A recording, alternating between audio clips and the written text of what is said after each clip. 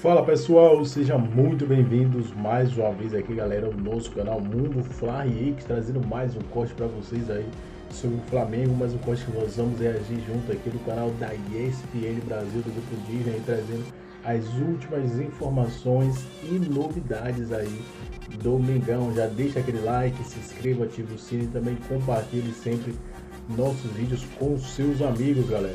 Ainda do ano passado para trabalhar.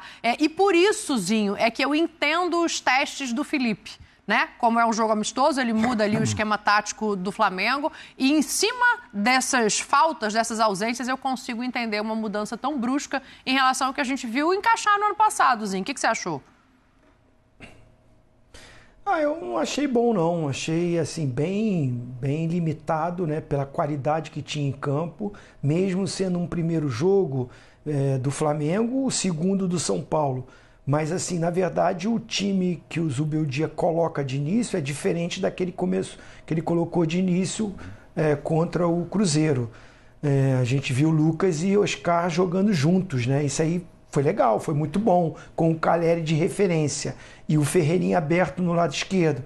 Uma cara a mais de time titular, principalmente do meio para frente, com Pablo Maia e Alisson como os dois volantes. No Flamengo, aí eu vi teste mesmo, foi puro teste. Não acredito que o Felipe Luiz vai usar isso de novo. Para mim, se não tem o Pedro, se não tem o Juninho que chegou agora, centroavante do elenco, Carlinhos está jogando o Carioca, sendo testado para ver se vai ser aproveitado. É o Bruno Henrique.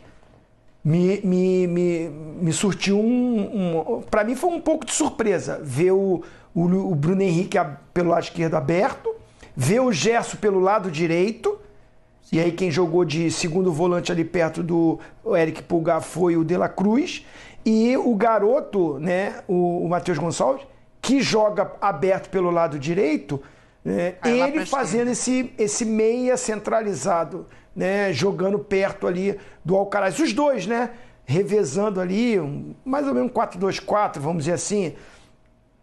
Eu particularmente não gostei, não achei que surtiu muito efeito. É muito talento, tem muita qualidade, então individualmente cria algumas situações. O Wesley, novamente, é a grande opção, né, pelo lado direito, o lateral direito que ataca, que chega na frente, ainda mais sendo o Gerson jogando pelo lado direito.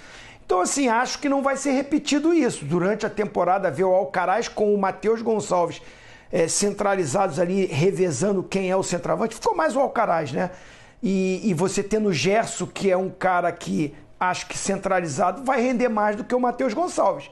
Eu prefiro o Gerson por dentro e o Matheus aberto na direita. Mas o Felipe Luiz tem que fazer teste. E aonde ele vai fazer? Num jogo desse. Viajou para os Estados Unidos, ficou treinando lá para fazer um jogo, voltar. Acho que ele já pode pensar se de repente não utiliza alguns desses jogadores no jogo contra o Bangu. O Flamengo só tem um ponto no Campeonato O Bangu Carioca, também só tem um. Um ponto, né?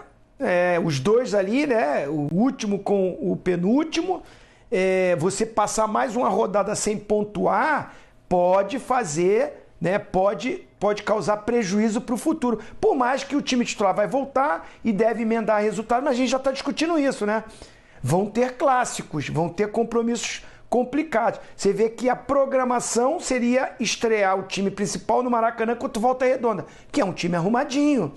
Então, assim, é uma coisa do Felipe Luiz ver quem está bem fisicamente. Você que é bom nisso. Ontem eu falei no Sport Center com a Dani, a gente estava lá juntos, né, no programa. Corujão. 3 rodadas no Corujão. 3 rodadas, presidente, para passar para você. Sim. Só teve uma vitória de time grande, que foi do Botafogo, em 3 rodadas. O campeonato já começou, né, com um recorde enorme, ele há 50 anos que os 4, né? Não venciam na primeira rodada. Então, é um risco. Com os times que estão jogando, é um risco. E mesmo quem está pondo um pouco mais de jogadores, tipo o Vasco também, não está lá essas coisas ainda, né? O Vasco também empatou ontem, né? Não, ninguém tem 2 vitórias. Eu brinquei com o Zinho ontem, eu li a tabela, né? Falei, vou ler a tabela do Campeonato Carioca. Bangu, Flamengo, Fluminense, Vasco e Botafogo. Só que é de baixo para cima, né? Os 4 grandes estão lá embaixo. E mesmo o Fluminense... Na verdade, só o Botafogo tem uma vitória, gente. Não, então, mas ninguém tem 2, é isso. O Botafogo tem uma vitória e depois ninguém tem vitória. É isso porque mesmo. Na primeira rodada ninguém Vasco ganhou, tem 3 empates. Mas é isso que pode atrapalhar, que o Zinho está falando o seguinte, o que a gente falava na semana semana passada. Isso pode atrapalhar a classificação dos grandes, entre os primeiros colocados na disputa da fase final. Mas eu acho difícil, Pascoal, que o Flamengo ouça o Zinho e coloque o time principal para jogar contra o Bangu, porque o jogo é mando do Bangu, mas o Bangu vendeu esse mando e também vai ser no Maranhão. Então eu não acredito que o time que está voltando dos Estados Unidos, Pascoalzinho, ele vá viajar para o Maranhão para disputar essa partida. São Luís, aliás, o estádio ontem estava vazio também, né? Só aquela uma faixa central ali estava ocupada e eu acho isso absurdamente lamentável, né? Para o Flamengo, inclusive para a torcida do Flamengo, porque eu já disse aqui, esse time que está jogando o Campeonato Carioca, eu tenho dificuldade de reconhecê-lo como Flamengo. Tenho muita dificuldade de reconhecê-lo como Flamengo. Mas são os jogadores do Flamengo, é a camisa do Flamengo. Então, porque eu não sei se isso é certo, se isso é errado, se o presidente do Flamengo não herdou isso do antigo presidente, que vendeu a pré-temporada para ser nos Estados Unidos. Eu não sei qual é a planificação que ele queria fazer, mas não foi feita. Eu acho tudo isso muito estranho, tanto para o São Paulo quanto para o Flamengo. O São Paulo teve que mandar metade do time e daqui a pouco vai jogar contra o Botafogo. Teve que mandar uma parte do time. E aí, sabe... E aí você vai olhar assim, mas valeu a pena? Valeu para internacionalizar a marca. Eu acho que tem um outro ponto, Mauro, para te passar também. Eu acho que tem uma outra questão que é o seguinte. A temporada ela começou muito cedo. Você não tem uma explicação plausível para, se esses jogadores estiverem no Brasil, não começarem na primeira rodada do campeonato estadual, né? E o do Rio de Janeiro foi no dia 11 de janeiro. Então, quando você tira esses jogadores, você ganha um tempo de preparação. Com o motivo que for. Não, se você começou a se preparar dia 5 ou 6, você não tem obrigação de no dia 11, 12 colocar o time para jogar, não. Mas se tivesse todo mundo no Brasil, você acha que a torcida não ia cobrar? No ano passado não foi que o Gabigol até começou estava lá antes também, dos estava nos outros Estados e tal, Unidos. deveria, e pôs outros. Não é porque tá lá. Quem tá aqui também não tá colocando. O Vasco viajou, o Fluminense viajou. Não sei, cara, o cara não quer colocar, não deu tempo, não vai arrebentar os caras com 5 dias, tá todo mundo falando. Ontem o Corinthians falou, olha, eu tive 8 treinos, agora já são 10, eu vou pôr metade, depois eu ponho outra metade. Então, assim, começou muito cedo, começou dia 11, entendeu? Não sei como vai ser pro ano que vem, gente, estou dizendo de novo.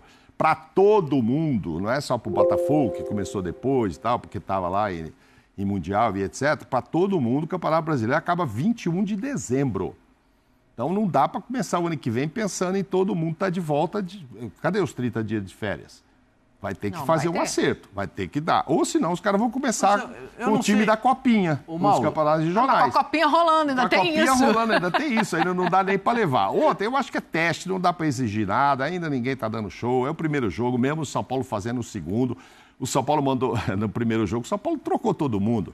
Ontem ele trocou só 6, só 6 porque 10 caras ele tinha mandado para cá. Aí já foi o Flamengo que trocou 11, fazendo o primeiro jogo e tal.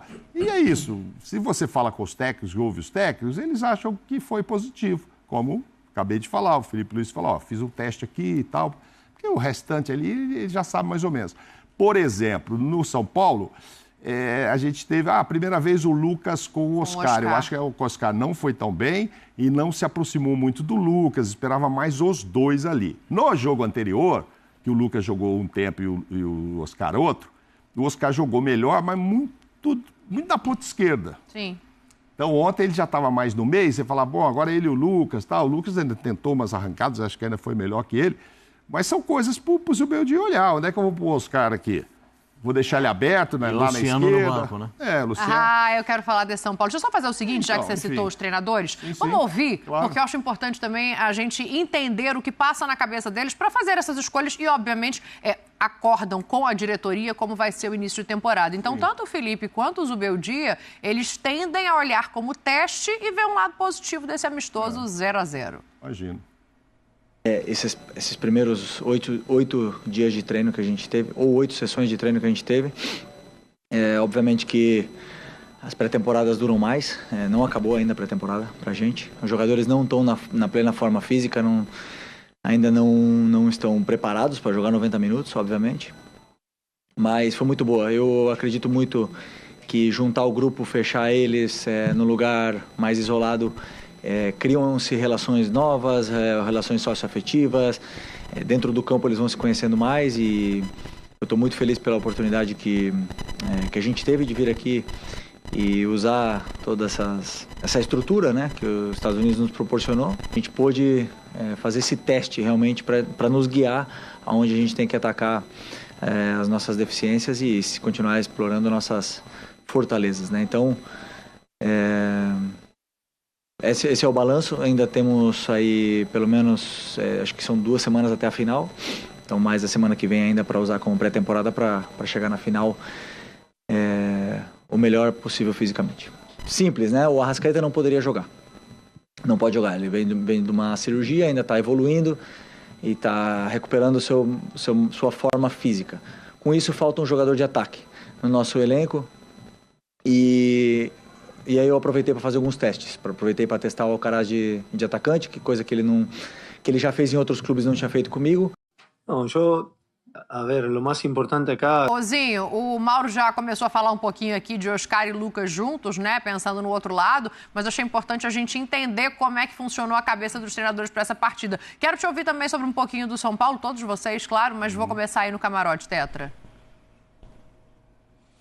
Então, eu assim, vi bem o que ele quis fazer o Zubeldia. Se ele tem o Ferreirinha aberto pelo lado esquerdo, a característica do Ferreirinha é essa, né?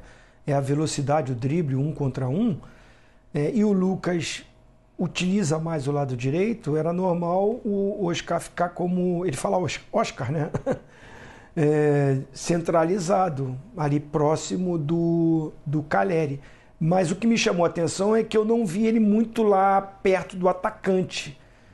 Como o presidente falou, ele também se aproximando do Lucas, né? Porque é muita qualidade, são jogadores diferenciados e acreditamos que quando os dois estiverem melhor fisicamente e melhor entrosado, vão dar frutos para esse São Paulo. Eu tô acreditando, gosto dos dois.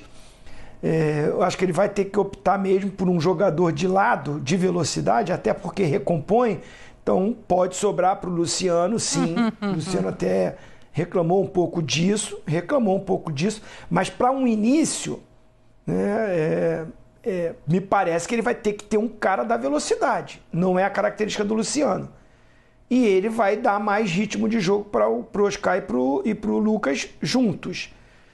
Isso não quer dizer que não possa atuar os três ali, né? É uma característica diferente. Mas ele mesmo falou, pode jogar o Oscar para um lado, utilizar um outro jogador, quem sabe esse jogador não seja o Luciano. Ele ganhou mais opções, acho que o time melhorando fisicamente, entrosando, eu acho que é um bom time, tem condições de brigar, de disputar, eu não vejo um time muito abaixo da maioria no Brasil, pode ficar abaixo de 2, 3 no máximo, mas é um time que bem entrosado, pelo menos os 11 titulares, e ainda mais com algumas peças aí de reposição, o São Paulo tem chances, eu acredito. Essa a solução. Diga, Mauro. Você viu, ele fala, para que serve esse treino, esse jogo-treino, né? Para jogadores começarem a fazer associações. Sim. É óbvio que ele está esperando essa grande associação entre Lucas, como está dizendo o Zinho, e o Oscar. E isso ainda não houve ontem. Poxa, gente, mas foi o segundo jogo e a primeira vez que jogaram um tempo juntos ali e tal, porque no outro cada um jogou um tempo. Mas é isso que ele vai acertar. Então é esse tipo de observação que ele deve ter feito. Sim. Pô, o Oscar deu mais certo aqui pelo esse lado, mas... Eu acho que ele tem que jogar mais. Como é que eu vou encaixar? É realmente sem o Luciano, né? Eu acho que tem 2 pontos do jogo de ontem que não dá, de repente, para a gente julgar muito. Por exemplo, do lado do Flamengo a gente falou, o Alcaraz de falso 9. O Alcaraz foi mal. Não tem como você fazer essa avaliação. Sim, claro. Do mesmo jeito que não dá para a gente prever ainda como é que vai se armar esse São Paulo com essa dupla, Pascoal. Vai encaixar, tem qualidade técnica para isso. Agora, como que encaixa? O que eu vejo são boas notícias no São Paulo. Por exemplo, o São Paulo deu uma boa notícia. O Jandrei começou pegando e foi bem no gol. Aí é uma boa notícia para o torcedor. Outra boa notícia, o Caleri inteirão. Aí interessa para a torcida do São Paulo. Participou bem mais do jogo do que contra o Cruzeiro. Muito, recuperado da lesão no tornozelo e tal, legalzinho para jogar. Puxa vida. E esses dois juntos, eles vão trazer boas novidades para o torcedor. O Oscar sabe jogar, o Lucas sabe jogar. E quando o jogador sabe jogar, ele vai encontrar o espaço dele e do outro, vai respeitar o que o outro... Porque tem uma questão de conhecimento. E eles se conhecem da base, eles jogaram juntos na base. Sim. Então, eles podem trazer esse conhecimento agora para o time principal. Não são aqueles meninos de 17, 18 anos, não são mais. Mas eles agora, com 31, 32, eles conseguem desenvolver um outro padrão de jogo que é muito interessante para o São Paulo. O que fica essa entrevista do Zubeldia, ele só falou, não, a gente vai ter 2 meses de preparação até o final do campeonato. Jesus, vai esperando tudo isso para botar o time inteiro para jogar? Não, e o Felipe falou muito em o time estar pronto para a decisão de 2 de fevereiro. Ele eu acho que, não tá assim, ligando muito para esse carioca que agora abriu-se não, né? mão dos estaduais, né? Assim, o recado é esse. É esse, claro. Agora, o estadual não estou aí, é isso? agora 2 de fevereirozinho. O São Paulo não é que não está aí. O São Paulo mandou meio time. Sim. Se não ganha o jogo do Botafogo, aí você sabe como é que é. O Santos está pontuando, o Palmeiras está pontuando, o Corinthians tem 2 vitórias. Entendeu como é que é o negócio?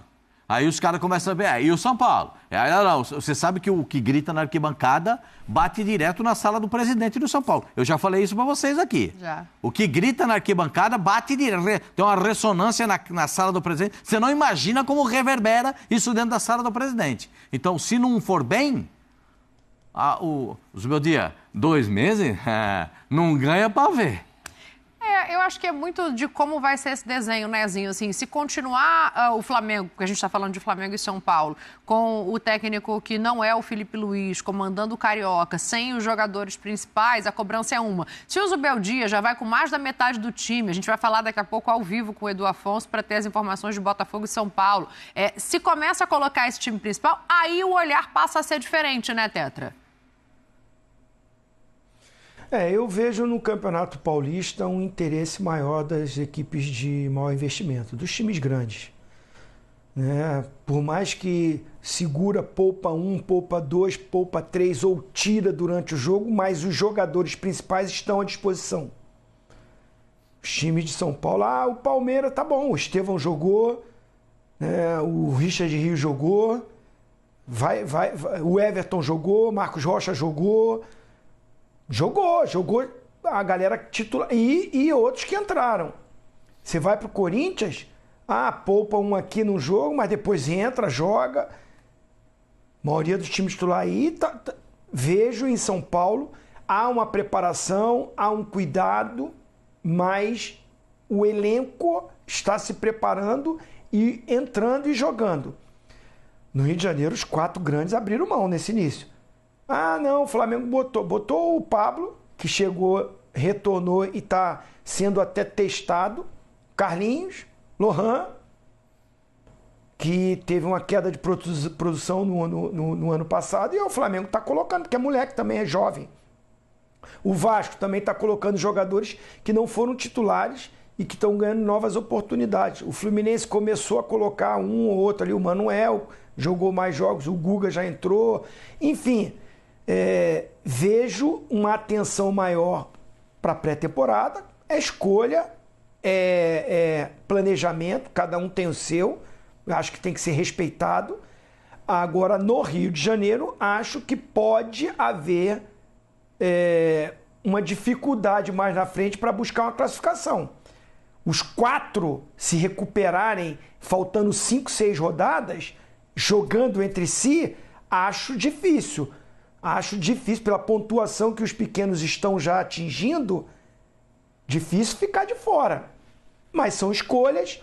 O Felipe Luiz na coletiva falou, não, vou dar atenção ao Carioca sim, porque disse que não vale nada, mas daqui a pouco quem está nessa cadeira aqui pode não estar no final do Carioca. Não é o caso dele, acho que o Felipe Luiz não corre esse risco.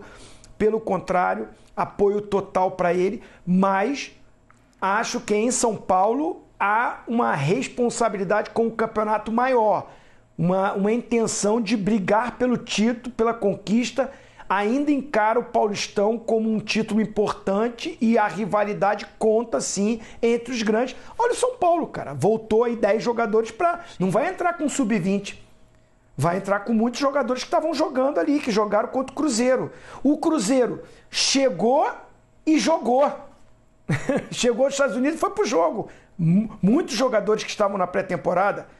Então, assim, acho que particularmente é mais o Rio de Janeiro que os grandes estão achando assim, a hora que a gente começar a jogar, nós vamos classificar e acabou. Acho que não vai ser assim. O Edu Afonso daqui a pouco vai confirmar pra gente as escalações desse jogo, né? Mas assim, só o fato de ter já Rafael, Arboleda e Sabino entre os jogadores que voltaram e que devem começar a partida de daqui a pouco, isso já mostra um objetivo diferente, um olhar diferente para o estadual, né? Uma solidez defensiva. Sim. Você traz jogadores que são titulares, ou como esses jogadores a gente pode considerar como titulares, né? E o Sabino é um misto de titular e reserva, mas eu acho que ele tem feito algumas partidas interessantes. Não foi bem naquele jogo contra o Cruzeiro, lá nos Estados Unidos. Mas é considerado um jogador importante, né? Mas ele não foi bem aquele jogo, mas é um cara importante. É um zagueiro canhoto, tem um bom passe e o São Paulo aposta que ele pode ajudar o time. O São Paulo hoje entra... claro que o torcedor do São Paulo gostaria muito de ter hoje em campo, em Ribeirão Preto, Oscar e Lucas, né? Claro que os caras queriam que a torcida quer ver o Caleri de centroavante, né? Tudo isso tudo isso movimenta o torcedor, mas hoje não será possível. O São Paulo tem um jogo, a gente pode dizer assim, mas é um jogo fora de casa, o São Paulo é muito favorito. Eu não sei eu não trato muito essas coisas com o favoritismo total do São Paulo, nem trato com o favoritismo total do Corinthians, do Palmeiras e do Santos, porque a gente sabe que no futebol as coisas são muito complicadas e esses times estão treinando desde 2 de dezembro, alguns 28 de novembro. Você está entendendo? Os caras se apresentaram para exatamente ter essa possibilidade nesse momento do campeonato. Esse é o momento do jogador do time pequeno aparecer. Sabe por quê? Porque agora o cara aparece, joga bem, fica aquela marca, de repente um time vem e contrata. Se ele jogar bem, aí o time da Série A, que vai jogar não sendo de São Paulo, de outro estado, contrata. E não deu na Série A, vai jogar na Série B. Porque todo mundo que joga campeonato estadual, São Paulo, Rio e tal, eles olhando. São muito observados. Deixa eu ver com o Edu Afonso, vamos lá? Vamos saber as informações do nosso Edu Afonso ao vivo, trazendo pra gente as escalações de Botafogo e também de São Paulo para esse jogo. O primeiro jogo do São Paulo no Campeonato Paulista, porque o da primeira rodada foi adiado justamente pela questão da viagem para os Estados Unidos. Edu, tudo bem com você, meu amigo? Uma boa noite. Oi, Dani, tá tudo bem contigo? Grande beijo, abraço aí à equipe de comentaristas, timaço aí, Mauro Naves, Pascoal, Zinho e ao Fã de Esportes que nos acompanha. Bem, a chegada aqui foi complicada para o São Paulo, para você ter uma ideia. Eu particularmente acho que futuramente, inclusive o perfil Falso 9 já falou sobre isso também, eu concordo com ele plenamente. Futuramente o Lohan vai se tornar um centroavante. Ele é alto, ele é forte, segura bem a bola, tem uma boa finalização. E ainda pode explorar a velocidade dele. Eu acho que ele vai se tornar esse jogador. Mas vamos falar da proposta do CSKA. Postei nas minhas redes sociais há pouco. O CSKA aumentou o valor da proposta ao Flamengo por Lohan. 8 milhões de euros, pouco mais 50 milhões de reais por 80% dos direitos. Negociação esquentando e há chances sim de um jovem de 18 anos ser vendido ao time russo. O Fla, que é dono de 70% dos direitos, conversa com Madureira, dono de 30% dos direitos de Lohan, por conta da divisão dos valores, caso a venda seja fechada. Lohan, obviamente, já aceitou a proposta do CSKA e, por isso, o empresário mantém as conversas entre os clubes. Vamos lá. O Flamengo é dono de 70%, Madureira é dono de 30%. Se o Flamengo fecha essa venda por 80%, é óbvio que o Flamengo vai tentar morder um percentual maior daquilo que tem direito. Nossa, que absurdo. Não, não é um absurdo. O Flamengo faz isso, já fez em vários momentos, em outras operações. Todo mundo faz isso, todos os clubes fazem isso.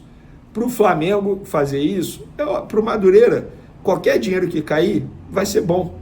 Ah, mas o Madureira não vai abrir mão. O Flamengo não vai fazer negócio. E aí o Madureira vai fazer o quê? Vai abrir mão. Porque pro o Madureira depende muito mais dessa grana, proporcionalmente falando, que propriamente o Flamengo. Então, no fim das contas, o Madureira vai ceder um pouco ao Flamengo.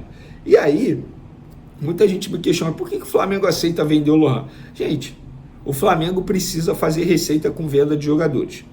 Hoje, o Flamengo tem o Lohan, que pode ser uma boa venda, tem o Wesley, que pode ser uma boa venda. Estou dando exemplos. Mas quem é mais importante hoje, no ponto de vista dentro de campo, dentro das 4 linhas, tecnicamente falando, é o Wesley, titular absoluto. uma posição que é muito difícil achar, uma posição que o seu reserva imediato está em baixa, que é o Varela. No caso do Lohan, embora tenha 18 anos, tratado como joia, próxima venda milionária, mas é um jogador que não consegue se firmar no time principal do Flamengo. Tanto é que está jogando o início do Campeonato Carioca para ganhar minutagem. Se ele fosse, ou se ele tivesse, se ele fosse visto com uma importância muito grande dentro do elenco, ele não estaria disputando o início do Campeonato Carioca, ele estaria fazendo a pré-temporada nos Estados Unidos. Isso é claro. E o Lohan, a diretoria do Flamengo tem medo de o tempo passar e ele ficar cada vez mais desvalorizado. Acontecer o que aconteceu com o Lincoln. Não que o Lohan tenha a mesma postura que o Lincoln fora das 4 linhas, não é isso. Mas pode acontecer isso, o tempo passando e o Lohan ficar cada vez mais valorizado. Então, para o Flamengo é melhor negociar uma boa venda agora do Lohan ao CSKA a ficar com o jogador, pelo menos na visão da diretoria do Flamengo. O substituto de Fabrício Bruno. Mas será que vai conseguir a contratação? Trata-se de Vitão, jogador que está atualmente no Internacional, um dos destaques do Campeonato Brasileiro na temporada passada, um jogador que se valorizou bastante, ficou muito próximo de ser vendido aí por quase 12 milhões de euros no ano passado. Ele tem 24 anos, está no Internacional desde 2022, ele é cria do Palmeiras, tá bom? Disputou Sul-Americano Sub-15 em 2015, Sul-Americano Sub-17 em 2017, Mundial Sub-17 em 2017, Sul-Americano Sub-20 em 2019, ou seja, frequenta a categoria de base da seleção brasileira, cria do Palmeiras e depois do Palmeiras ele foi para o Shakhtar. Adivinha quem levou o Vitão para o Shakhtar?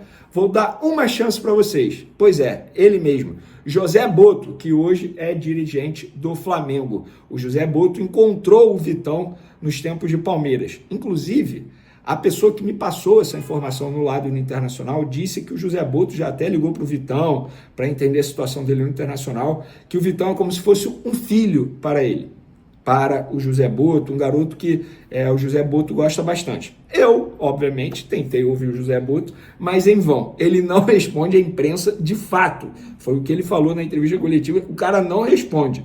Eu tento porque é o meu papel, sou jornalista, ouvir todos os lados. Mas aí ele ficou 3 temporadas no Shakhtar e depois ele veio para o Internacional. Ele chegou de graça ao Internacional, porque tinha uma cláusula que o jogador podia deixar o respectivo clube lá na Ucrânia por conta, enfim, você já sabe que eu não posso falar a palavra aqui, porque senão cai a monetização no YouTube. E aí ele veio para o Internacional em 2022 como empréstimo, em 2023 ainda como empréstimo, e depois o Internacional o adquiriu de graça. Em 2024 ele fez 51 jogos com a camisa do Inter, fez 1 gol e deu 1 assistência.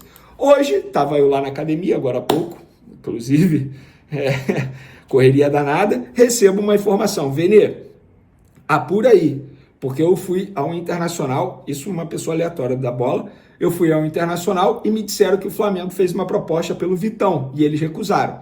Fui, liguei para o Internacional e lá me passaram tudo, tintim por tintim. A proposta do Flamengo ultrapassaria 60 milhões de reais, foi de 10 milhões de euros. E vamos lá, deixa eu pegar a conversa aqui. Como que o Flamengo pagaria? Primeiro, seria, vamos lá, pelo presente, o interesse são por 100%, resguardando 20% de mais-valia. Ou seja, o Flamengo compraria o Vitão e deixaria 20% de mais-valia. O que é mais-valia? Se futuramente o Flamengo vendesse o Vitão por um valor acima dos 10 milhões de euros, exemplo, vende por 12 milhões de euros, o Internacional teria direito a 20% da diferença, dos 2 milhões de euros. E aí, qual foi a proposta do Flamengo? Prestem atenção. 4 milhões de euros em compensação do débito em razão da dívida existente pela aquisição do atleta Thiago Maia, porque o Internacional ainda tem dinheiro a pagar ao Flamengo pela compra do Thiago Maia. 3 milhões de euros à vista, com desconto das custas e honorários advocatícios do débito em relação ao atleta Thiago Maia. 1,5 milhão de euros em janeiro de 2026 e 1,5 milhão de euros em julho de 2026. A conclusão da negociação acima referida dependerá do acerto salarial com os representantes do atleta e do prévio exame médico. Solicitamos sigilo absoluto, o que o Internacional não fez, né? Quis vazar de propósito. E essa proposta é válida por 72 horas. E aí, beleza, a proposta foi feita no dia 18, tá? No dia 19, o Internacional respondeu ao Flamengo, sabe o quê? Não, E vocês perceberam a proposta. O Flamengo não iria desembolsar 10 milhões de euros. O Flamengo iria fazer com que o Inter não pagasse mais os 4 milhões de euros e só iria tirar do caixa 6 milhões de euros. Por isso que o valor é ok. É ok. Muita gente questiona assim, mas como que o Flamengo iria comprar um zagueiro do Internacional, destaque no Internacional, sem ter dinheiro? O Flamengo só iria, entre aspas, tirar do bolso 6 milhões de euros. Porque o Internacional ainda tem 4 milhões de euros a pagar ao Flamengo pela compra do Thiago Maia. E para ser muito justo, o Flamengo só vai receber o valor total para o Thiago Maia só em agosto de 2027. Eu trouxe essa informação para você. A última gestão vendeu o Thiago Maia em 10 parcelas. O Internacional, de fato, só deve 3 parcelas ao Flamengo. 20 de agosto de 2024, 20 de dezembro de 2024 e 30 de dezembro de 2024. Totalizando aí 600 mil euros. Então, assim, gente, o Internacional ainda tem direito a pagar, tá no prazo, não é justo dizer que o Internacional deve ao Flamengo. Na verdade, o Flamengo, o que iria fazer? Iria tentar com que não corresse o risco de o Internacional dever ainda mais ao Flamengo e só iria tirar do bolso 6